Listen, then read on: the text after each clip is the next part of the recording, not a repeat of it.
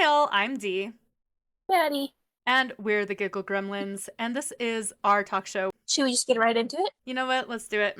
I did just finish or catch up on To My Short, and oh, when I texted you, I was crying. It was because of that. I wasn't really crying, but I did tear up because I'm so stressed about that show. I will be honestly surprised if To My Shore ends with a happy ever after. I see it though. I have hope and I see it. I feel like with To My Shore, if Fan Xiao had just gone up to Hua Young and said, "How did you just keep your man after you fucked up royally?" and just allowed him to give him all the advice, and if he just sent a million letters to the man and just didn't let him go, I think it would be very different. But now I'm like, I don't see how it's gonna have a happy end. I have hope. Well, one of us does. Another show that's stressing me out. Kim Jera. When I tell you I have been crying in this show since episode 8, I'm not exaggerating. I do not feel sorry. The last You're show, welcome. not a single BL has made me cry this much. I haven't watched episode 12 yet. The show is so freaking good, though. Like, honestly, okay, so I'm gonna just say somebody convinced me to watch Heated Rivalry. The person who convinced me to try to watch the show, wrote it off as this is a masterpiece, look what they did and everything like that. And I'm like, no, no, no, no, no, no. When you tell me a BL masterpiece, I want Kim Jera. All right. And then I started watching Liar because you were like, watch it. I'm like, okay. And it was so funny. Oh my god, it cracks me up. Yeah, it's a cute one. It's so fluffy. It's great. He's so funny. I love him. Which one? Puin? Puin and Ooh. Yeah, he's so funny. Oh my gosh, he's so chaotic. And then we watched Dare You to Death. Do we remember any of that? Yes, because I rewatched. I don't remember. I'll need to go back and rewatch. I mean, I wasn't intoxicated, but I also just have a really bad memory. Well, okay, here's what's so funny is that I do remember the thing that I was really obsessed with was thinking that this one particular character was the murderer and then he got killed. All right, and then Melody of Secrets. I still don't know what's happening in that show. We do know now that it's the brother who took his brother's identity. But then I don't understand why the brother then decided to pursue him. I don't the brother's ex-boyfriend. Yeah. Yeah, I don't know. It's a little complicated, but yeah, so we know that the brother's dead or supposedly dead. I don't know. They have a skeleton with a watch and that's how they identified the body. I'm a little bit annoyed that they didn't do DNA testing. I don't know, maybe make sure that's who you think it is. Just a thought. I watched a lot of Bones. That's what I expect. That's a good show, actually. It is a really good show. I kind of miss it. It kind of flopped after a while, but it was good for the beginning, first five seasons. I feel like a lot of shows do that just to drag it out. I think so too, and then they just keep dragging it out longer and longer and longer. That's why I like a good series that ends when it ends. And then those who don't, and I just get so mad. Ugh. Like Jack and Joker. If you watch the special episode, you'll know what I mean. Watch the special episode. But also don't watch that. I cried for 45 minutes straight. Watch the special episode. Don't listen to anyone who tells you not to, Maddie. So I finished Chains of Heart. It has boom, but not jelly boom, but smart boom boom. But pretty much Chains of Heart is about a guy who's been in love with this guy, but then the guy gets killed and he's convinced that the guy is still alive, and so he's trying to figure out what happened to him, but there's a mafia boss kind of thing.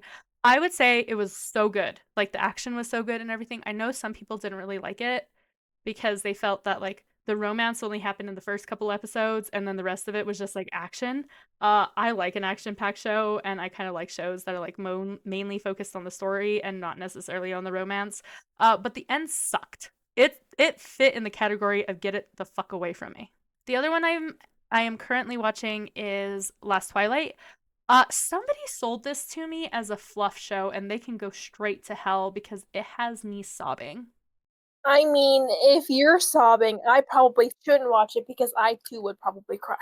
I feel like people tell you things just to make you watch things. Next slide. We're done talking about shows and stuff. Oh. Well. Oh. I mean, that's one way to go about starting 2026. Anyway, Maddie has some great memes here. One of them is a gremlin going into a sink, and it says, might as well get 2026 going. If you guys haven't seen Gremlins, what the hell are you doing? The other one says, my only New Year's resolution is to become an even sillier goose. Girl, you can't become sillier. You're at the prime of your silly. There's a reason we're called the Giggle Gremlins, and it's not because you're a serious person. Moving on. You ready for I the did news? not watch this video. You're not missing anything. It wasn't that great of a video, actually. Last year's Step Out video was much better. Okay, so we're going to talk about the Step Out. So Stray Kids Step Out 2026 came out, of course, on the 1st, as they always do. And some of the things that we have been promised in the Step Out, because if you don't know, if you're not Stay, a Step Out video is pretty much Stray Kids they put out a video of all the things we can expect for Stray Kids to release in the next year. So first of all, Kids Room is going to return. If you don't know what Kids Room is, it's pretty much where they like talk to each other and share their feelings. Then there's also the Skazoo Everywhere All Around the World. Not exactly sure what that's going to pertain to either, other than Skazoo. And for those of you who aren't Stay, Skazoo is like the cute little animals that each Stray Kid like has a representative of. We are getting the Dominate experience. We do know what this is because we already know about this, and that is the Is this the Netflix movie? This is a Netflix movie that's going to come to theaters about like their sold out SoFi Stadium. So there's going to be music festivals. I'm not entirely sure what that's going to consist of, but apparently music festivals. Skiz replays. So what I know about replays is that they're like not albums necessarily, but it's still music. There's like singles. Yeah, like individual singles and also group singles. So we'll see what that consists of. But the last replay they had was replay. Then we have a 6th fan meeting, which should not surprise us at this point. We are getting one new album. When they say one album, it doesn't necessarily mean like only one album, because again, we just talked about the Skiz replay, which will probably have like solos and unit groups and stuff like that. Album means like one album, like one Korean album. So there's still a possibility for a Japanese album because that wasn't included in the last Step Out either, because the Japanese label thing is super complicated and not involved in like their Korean label thing. So even in the last Step Out, they didn't talk about the Japanese album. Beside the point, I'm glad that they're only doing one like full album and then a replay, because last year almost felt like too much. And the last 2 years almost felt like too much with how much they were giving out to us. It does say new tour, but notice how it doesn't say world tour. So I don't think they're going to go. Are we really surprised though? I don't think they're going to go on a world tour. I think it's going to be an Asian tour personally. I think that a lot of people are like hoping for another world tour, but let's be honest, like and again, the last one took a year. I'm just going to say JYP has not said anything about Lino going to military service, so let's stop with that bullshit until we get a final confirmation from JYP themselves. They can push it up to the age of 30, and he's not 30 yet, so we have time if he is going to push it to 30. But if this is the year that he is planning on going into military service, that would also explain why they're not planning on doing a world tour, but also it's okay for them to take some time off before deciding to go on another world friggin' tour. We can wait for them. It's fine. But like, also, are we really surprised that it's only going to be Asia? Because like that's typically how it is. Yeah, and I feel like there would be more like pomp and circumstance if it was going to be another world tour. Next thing is the leaked cue sheet from SBS Gyo Daejeon. I don't know Korean. I'm probably saying that so wrong. You could have typed it in Korean, and I'd be like, oh, that's what you say it. Well, you know, I don't know how to spell it in Korean. But anyway, it was the show that they did on Christmas, and somebody leaked the cue sheets that would show who was actually singing live and who was not singing live.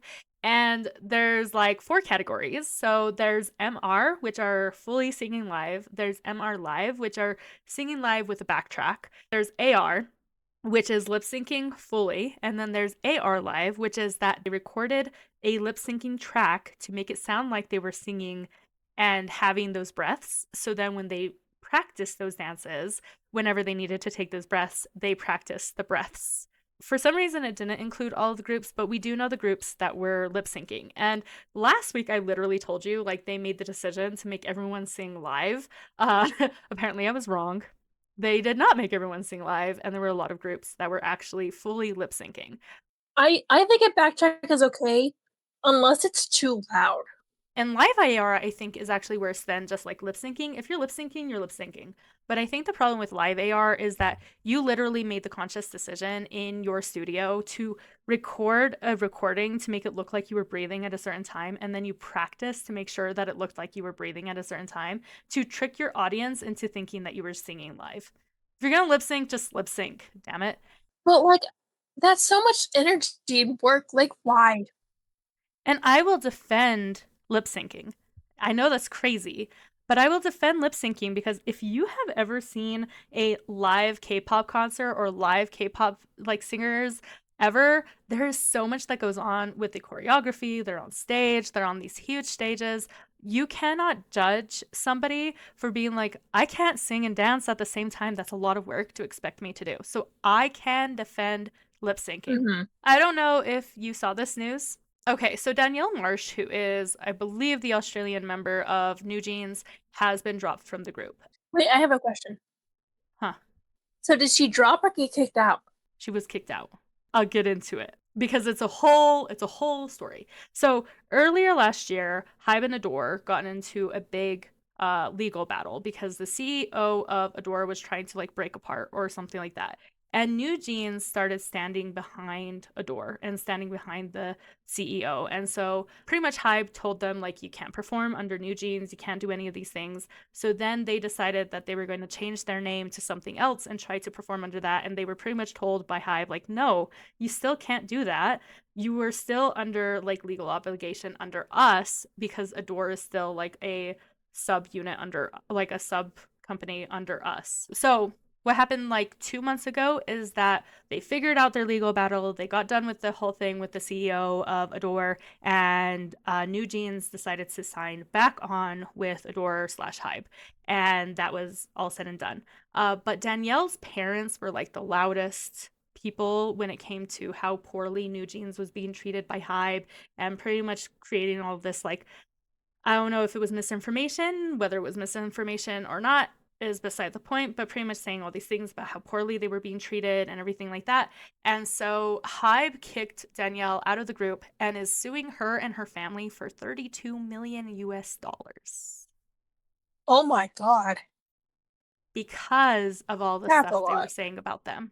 I don't know who is in the wrong or the right in this situation. I didn't really follow it fully, but there was question about whether she was being groomed by the CEO of Adore, and so it is unshocking to people that she would be the one who was going to be dropped because of how much she was like trying to support and rally behind the ex-CEO of Adore. BTS has announced the official day of their new comeback, which is going to be March 20th, 2026, followed by a world tour. I'm sure that ARMY is really excited because they've had to wait for so long while everyone was in their doing their military service. So, you know what, ARMY? I'm really excited for you guys.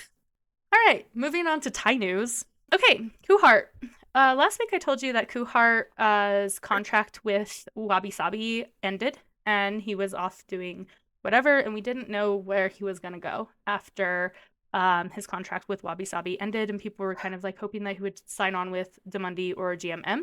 But then he was like, psych, I'm just going to start my own business, and it's called Ku 111. We don't really know what his company is going to look like, but I'm pretty sure that one of his focuses, just because this has been his focus for a really long time, is really helping LGBTQ plus communities and voices really be loud and proud, because it's something that he has talked about. Even though like he is in the BL community and everything like that, it's still not always easy for openly queer people. So we'll see what this means, but he did announce that he is starting his own company, and good for him. Next thing, so Thailand has passed stricter sexual harassment laws. I have seen people say that this is infringement on freedom of speech. Again, this is Thailand. This is not America. Stop trying to put this in perspective of American laws. And honestly, maybe we should pass laws like this. So I'm going to tell you what this now consists No, of. actually. These are the things that are now going to be punishable by law and considered sexual harassment. So things like distress or annoyance, humiliation or degradation, fear or sexual insecurity. And those are considered sexual suggestive behaviors. Sexual harassment will include physical actions, verbal or sound, gestures, communication, including digital platforms, phones, chats, images, and stalking and obsessive pursuit. They would hate to have that here. They would no, and here's the thing is I'm like, why are you guys so upset that they pass these laws? Are you people who send unsolicited dick pics to people? No, and are you worried that that's going to be something? Because they have to prove it. Like, they have to turn around and prove that this happened to them. Oh, man. Okay, so the one that doesn't have a title, because I forgot to add the title. So last night, people were going crazy because out of the blue, Joss, so Joss Gowan, Joss, just like okay. deleted all of his posts off of TikTok and Twitter, deleted all of his friends, like unfollowed everyone. But then people got to Instagram and like everything was normal on Instagram. So he didn't touch Instagram. He just did it to TikTok and Twitter. So people were like freaking out because they were like, well, did Joss Gowan like break up or what happened? And for those of you who don't know, Joss was under a lot of fire anyway because of certain people he followed in the American political system. He not have a lot of tweets to delete all of his tweets? Like, no, I have that's like 15,000. I don't know how many he had, but like that's what got people really concerned is that he literally deleted all of his TikToks, all of his tweets. Because people are assholes, they started going after Joss Gowan's mascot. And here's what you have to understand if you don't know a lot about GMM mascots. They're adult people in the costumes, but they're personifying a child. Like, their mascots are children. And so you're literally hating on a child because of the actions of their parent. So everyone was like trying to figure out what the heck happened. And then out of the blue, again, a couple hours later, his hashtag changed to OnlyFans dream or OnlyFans. Not the one. OnlyFriends Dream On with his character's name. And so people are thinking that this might be a publicity stunt on his part to like recreate his entire social media, and that we are probably going to hear an announcement about when OnlyFriends is coming out. Ooh said that it's not coming. I do. Ooh said that it will be coming out after me and T. But if that's the case, it's not going to be coming out until February. But what we might be getting because of what Joss did is what people are speculating is we'll probably get like a trailer, like an official trailer coming out here pretty soon with an official release date. So something to look out for. Or he might just be recreating his entire self. But that's pretty much what happened last night out of the blue. No one understands. But his Instagram is still normal. He's still posting. He even posted on his Instagram a picture of him at the gym saying big things are coming. So that's where people are speculating that we're going to be getting an OnlyFriends announcement soon. So we're going to do some ChatGBT roasts. I think on the characters of Zomvivor. Is that correct? Yeah. Okay, so Maddie put some great memes here, and I'll just read them to you for the people who are listening and not watching. Oh man, if I searched up idiot on Google, would pictures of you come up? Oh my god. Okay, the next one says forgive. Oh god, okay. The next one says forgive and forget. I'm neither Jesus nor do I have Alzheimer's. Alright, the next one says when I see your face, there's not a thing I would change except the direction I was walking in. I need this entire. I have people I can send this entire slide to, by the way. Another one says your ass must get jealous of all the shit that comes out of your mouth. If you round like your mouth, you'd be in good shape. Roses are red, violets are blue. Shrek thought he was ugly until he saw you. All right, so for those of you who are watching or listening or whatever, we are roasting all of the characters from Zomvivor because we had mad hate against that show Zomvivor, made us so angry. And so we're just going to roast them. All right. Lighthearted roast only. No names, just vibes. This looks like a group project where everyone insists on being the leader. That's That's accurate, yes.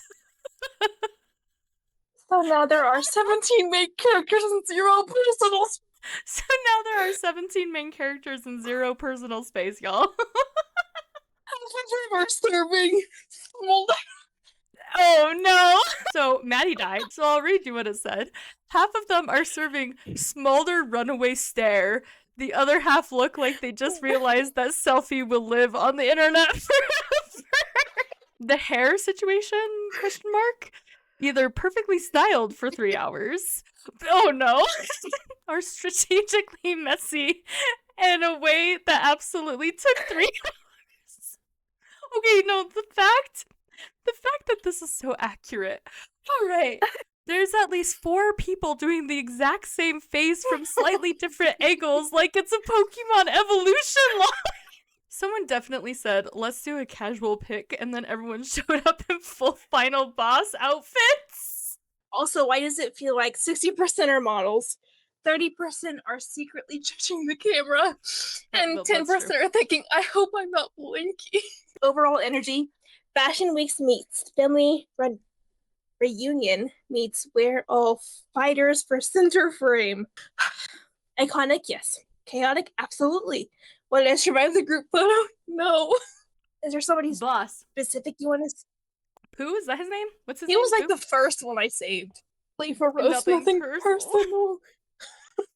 This man looks like he just got a we need to stop text at 2:47 a.m. and immediately turned it into a gritty movie poster. The lighting is so dramatic you think the phone will contain the plot twist. Yeah, that expression says 10% mysterious lone wolf, 90% why did I send that message? The outfit is giving background character in a survival drama who absolutely refuses to explain his past. Well, hair perfectly styled to look like it wasn't styled. And the overall vibe, I don't trust anyone except this phone, which is also why I also don't trust. Yeah, emotionally unavailability, the series. Do you have a picture of the bitch that I hated? I think so. No, don't do a gentle roast. All right, so this is a character that I absolutely disliked in Zomvivor, so let's hear this vicious roast. I'm gonna read the slightly not so vicious roast and then the vicious roast. So a gentle roast, all in good fun, even though we don't care about that. She looks like she's been surviving. Oh, well, that's true. Okay, she looks like she's been surviving the apocalypse for years and is deeply annoyed that everyone else just discovered it. Well, that's accurate. The stare says, I warned you this would happen, while the baseball cap says, and I still don't care enough to explain. The vibe is very 70% emotionally exhausted survivor, 30% barista who has heard your order wrong on purpose. She dressed like she just stepped out of a zombie outbreak, but still somehow looks like the most put together person in the room. That expression isn't fear, honestly. It's disappointment, specifically, and whoever is standing off camera asking dumb questions. Overall energy, I've seen things. None of them impressed me. Coming soon, yeah, patience running out. Okay, vicious roast. She looks like she survived the apocalypse and somehow became even more annoyed by it. The stare isn't mysterious. It's the exact look you give to someone who asks a stupid question after you already explained it twice. The cap is pulled so low and screaming, I do not consent to being perceived. This is the face of somebody who knows where the bodies are, caused at least one of them, Nunu, and absolutely will not elaborate.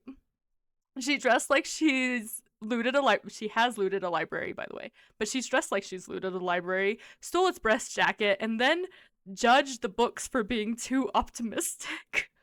The expression says, I don't need you. The posture says, I don't like you. And the overall vibe says, if you trip, I'm not helping. Coming soon, yeah, your last nerve snapping. Oh, baby. All right, no mercy mode. This dude, oh no. This dude looks like he hurt it. Okay, Maddie is struggling, so I'm gonna read this. This is about Jimmy's character in Zomvivor. I forget what his name is because honestly, he died so early I don't remember. This dude looks like he heard a noise behind him and immediately forgot everything he's learned about survival. Eyes wide like a deer who just realized the apocalypse does not come with a tutorial. He's sweating like the zombies aren't even the threat. Decision making is. The expression is pure, I should not have come outside. Why is it quiet? I am absolutely not built for this. The shirt looks like it's already given up on him, and the hair is doing that tragic, perfectly messy thing that says, I survived. Barely. Emotionally, not at all. He's not intimidating, he's confused, and one bad choice of Ray from becoming a cautionary tale. This is the guy who trips while running, drops the weapon, says, wait, right before something terrible happens. Coming soon. Yeah, his last good decision was staying indoors. Oh, this one thinks he's the final boss! Wait, who is this? Is this Net? This is... No, meanwhile, he's over here just cheerleading for a high zombie. This man is giving I survived the apocalypse, but only because everyone else sacrificed themselves first. That sideways glare looks like he's trying to remember whether the door locked, whether he locked the door, or he was just betrayed to get here. The hair is perfectly smooth, like he spent more time on styling than on survival. The expression says, I don't trust you, I don't like you, and I definitely think you're smarter than... I definitely think I'm smarter than you, all while being wrong. The white shirt is hilariously optimistic for a zombie apocalypse. Sir, this is not a comfortable office romance. This is end times. He looks like the type who gives a dramatic speech, walks away confidently, and immediately goes the wrong direction. Oh, but like actually. This is the guy who acts mysterious instead of helpful, withholds critical information and quotations for reasons, gets everyone killed, and looks sad about it. Coming soon? Yeah, his ego getting someone bitten. Is that Namping? Is that my baby? Yes, that is Namping. Oh, this one is panicking. All in capital letters. This man looks like he just realized the apocalypse is real. Permanent and does not care about his feelings. Those eyes are so wide, they're buffering. That expression is giving, I should have stayed home. This was a bad idea, and why is everyone looking at me like I'm supposed to help? He's not scared of zombies, he's scared of responsibility. The hair is perfectly in place while his soul is actively trying to leave his body. Shirt is still clean, face already sweating like he knows he's about to be assigned a task he is wildly unqualified for. This is absolutely the guy who says, wait, too late, freezes instead of running, asks, what do we do when everyone else already knows? Coming soon. Yeah, him accidentally attracting every zombie within a 10-mile radius just by existing. This is accurate because he also is cheerleading in front of a high zombie. Oh my god, that scene was so freaking funny. That will never not be hilarious to me. No, that was so funny. That group, I wish we saw more of them because they were just like so freaking chaotic. All right, we're going full savage mode. Wait, is this baby? Is this our baby? This is baby Nunu, yeah. This man looks like he thought he was the main character, then realized too late he's actually the emotional support side quest. Not character, quest. That stare is giving I heard something behind me, but with absolutely zero plan on what to do next. Survival instincts loading, still loading, never loaded. The bowl cut. Oh god, yeah, I'm glad somebody acknowledged the bowl cut. We hate the bottom haircut, dude.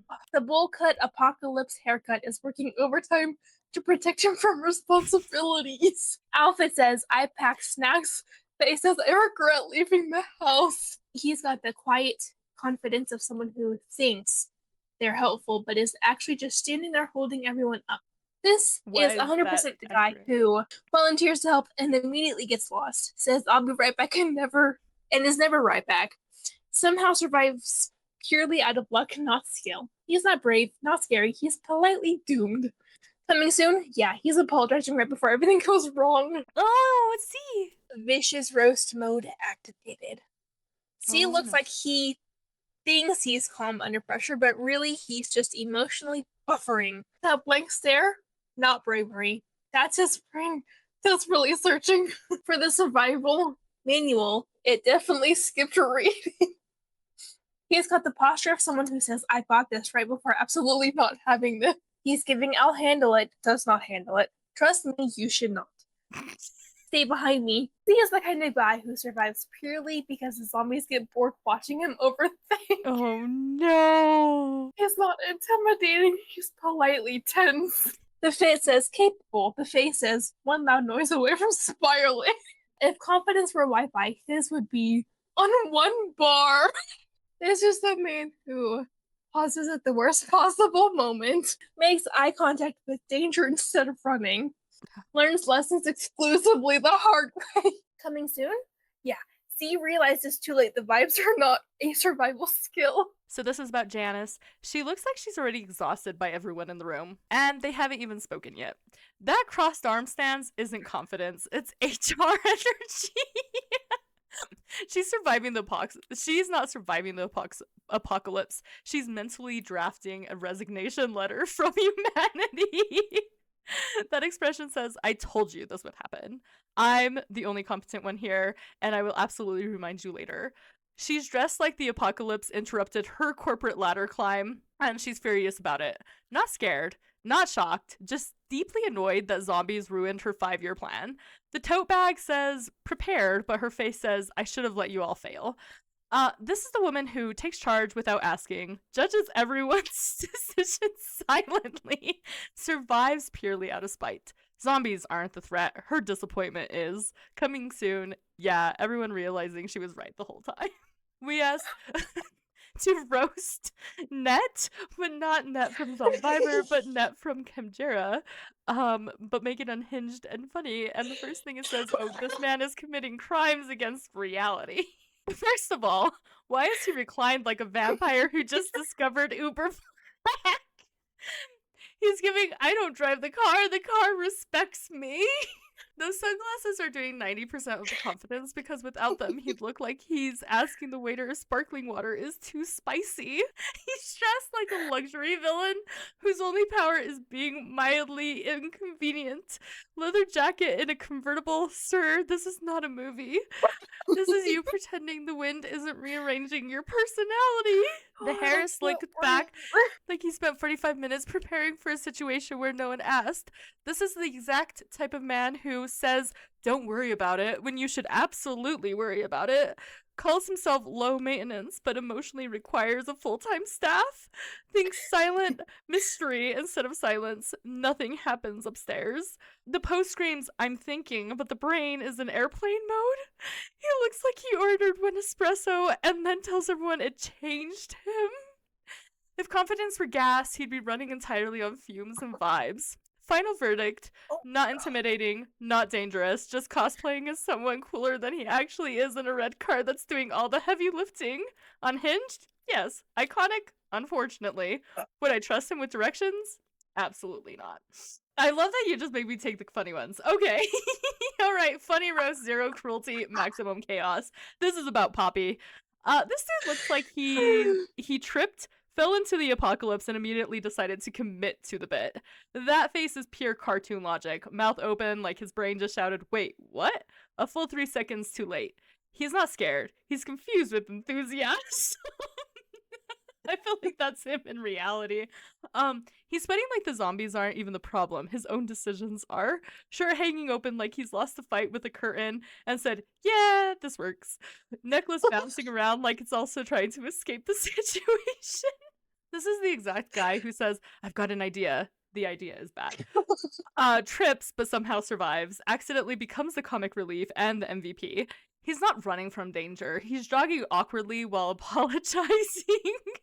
The expression says, I did not think this through, but the vibe says, I'll somehow make it worse in a funny way. Final verdict, not intimidating, not mysterious, just chaos with good timing.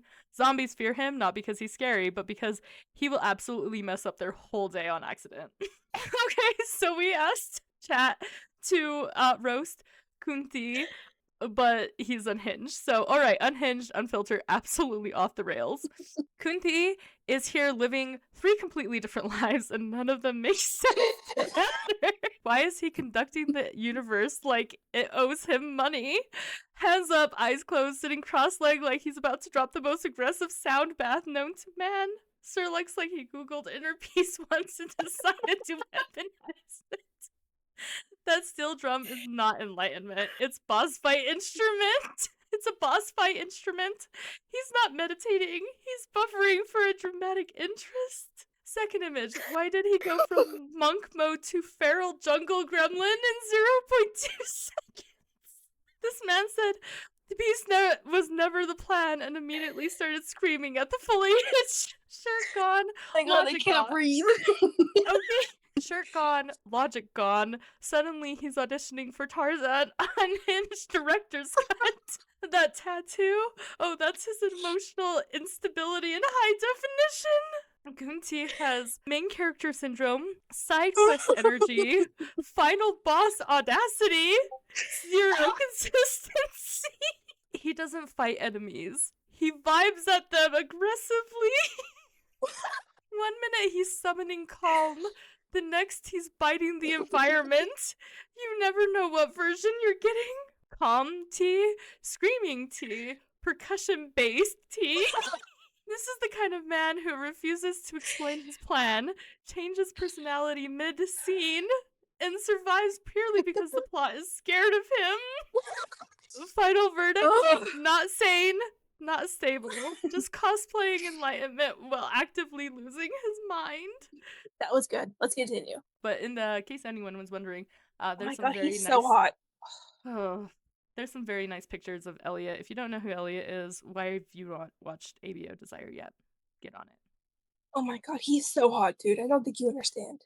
So we have a meme here that says hydration is not an option. Drink water or face the wrath of Kirby. That's actually a really hilarious picture of Kirby.